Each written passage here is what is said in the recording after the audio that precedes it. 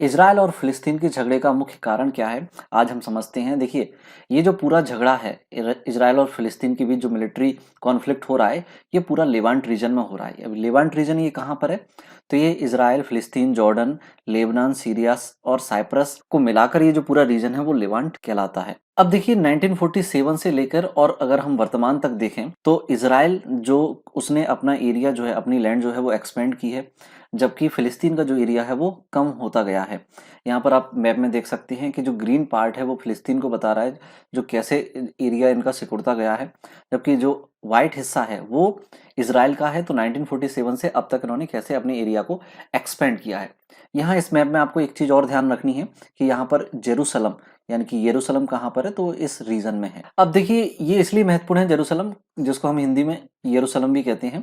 ये इसलिए महत्वपूर्ण है कि इस पूरे लेवांट रीजन में विशेषकर और खासकर जेरूसलम में, इजराइल और फिलिस्तीन की एरिया में तीन मुख्य धर्म हैं। एक तो है जूडिज्म यानी कि यहूदी धर्म, दूसरा है क्रिश्चियन यानी कि ईसाई धर्म, और तीसरा है मुस्लिम धर्म यानी कि इस्लाम। अब ये तीनों ही धर्मों के लिए महत्वपूर्ण स्थान है यरूशलेम, क्योंकि यहाँ पर यहूदी धर्म का, जो कि इजराइल का मुख्य धर्म है, यहाँ पर यहूदी धर्म का है टेम्पल माउंट, यानी कि इनका सेकंड टेम्पल जो है वो यहीं पर स्थित है। और मुस्लिम धर्म का अलग-सा मस्जिद है, वो भी यहीं पर स्थित है, यानी कि फिलिस्तीन का जो मुख्य धर्म है मुस्लिम, उनका अलग-सा मस्जिद यहाँ पर है। और साथ ही ईसाइयों का जो माना जाता है कि भगवान यीशु उनके सूली पर चढ़ने का स्थान भी यरूशलेम है, तो यहाँ पर उनके लिए भी एक विशेष चर्च है। तो मुख्य कहानी जो है इजराइल और फिलिस्तीन की है, इसलिए हमको यहाँ पर धार्मिक रूप से यहूदी धर्म और मुस्लिम धर्म के महत्व को समझना होगा कि यहाँ पर यरूशलेम जो है वो इन दोनों ही धर्मों के लिए क्यों महत्वपूर्ण है। तो उसके लिए हम समझते हैं टेम्पल माउंट और अलक्सा मस्जिद के बारे में। तो टेम्पल माउंट एक्चुअल में क्या है? देखिए, यरूशलेम जो है यहूदी धर्मों का सबसे पवित्र स्थान है और माना जाता है कि प्राचीन इजराइल साम्राज्य की जो राजधानी है वो यरूशलेम ही रहा करती थी। और टेम्पल माउंट यहाँ पर यहूदी धर्मों के मंदिरों का एक पूर्व स्थान है। साथ ही टेम्पल माउंट जो है इनका आखिरी धार्मिक स्थान है, जहाँ पर उनका सेकंड टेम्पल हुआ करता था। और अब जो है उस सेकंड टेम्पल की केवल एक वेस्टर्न दीवार बची हुई है, क्योंकि सेकंड टेम्पल को रोम साम्राज्य के राजाओं ने समाप्त कर दिया था। अब दुनिया में कहीं भी यहूदी जो होते हैं जब पूजा करते हैं तो इसी वेस्टर्न दीवार की ओर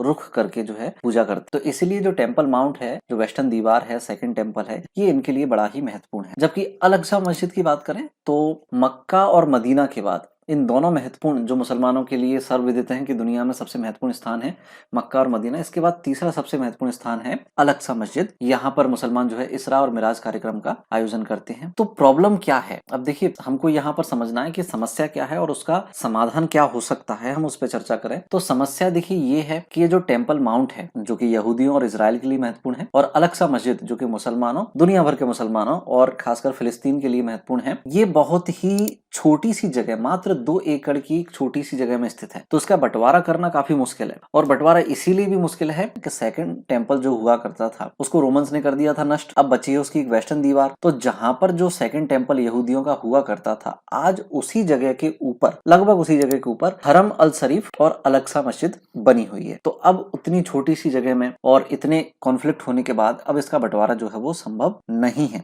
यहाँ पर हम चित्र में देख सकते हैं कि अल अक्सा मस्जिद, ये है अल अक्सा मस्जिद का फोटो आप देख सकते हैं। यहाँ पर ये पूरा एक उसका टॉप व्यू है। तो ये अल अक्सा मस्जिद है, इसके ठीक सामने जो है डोम ऑफ द रॉक बना हुआ है। और यहाँ रही, आप देख सकते हैं, ये है यहूदियों की वेस्टर्न वॉल यानी कि पश्चिमी दीवार, जो सेकंड टेम्पल की एकमात्र दीवार बची हुई है रोमन्स के तोड़ने के बाद। यहाँ पर आप गैदरिंग देख सकते हैं यहूदियों की। ये जो है वेस्टर्न दीवार से माथा टेक के उससे अपनी मन्नतें मांगते हैं। उसकी दीवार की जो दरारें होती हैं उनमें पर्चियां रख के अपनी मन्नतें मांगते हैं, शोक व्यक्त करते हैं। अब देखिए, कहानी एक्चुअल में ये है कि यहूदी जो राष्ट्रवाद का जन्म हुआ था वो 19वीं सदी के आखिरी दशक से हुआ था। दुनिया भर में ये मांग उठी कि यहूदियों के साथ बहुत जुल्म हुआ है। पहले जो यहाँ इजराइल में हुआ करते रहते थे, फिर ये दुनिया के बाकी हिस्सों में चले गए, लौट के वापस इस एरिया में आए। तो आखिर में मांग उठी कि यार इन्होंने बहुत जुल्म सहे हैं, बहुत हिंसा सही है, तो इन्हें शांतिपूर्ण ढंग से रहने के लिए एक अलग देश चाहिए, और ये देश वहीं ठीक रहेगा। खासकर यहूदियों का ये मानना था कि भाई हमारे लिए देश वहीं ठीक है जहां से हमारे धर्म की शुरुआत हुई है, यानी कि यरूशलेम, जहां पर इनका सेकंड टेम्पल है। जबकि मुसलमानों का कहना ये है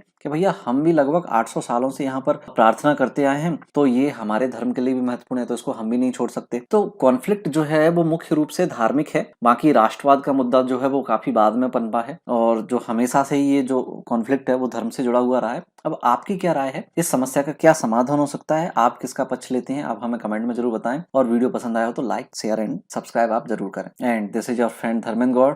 thanks to watch. Goodbye. जय हिंद, जय भारत।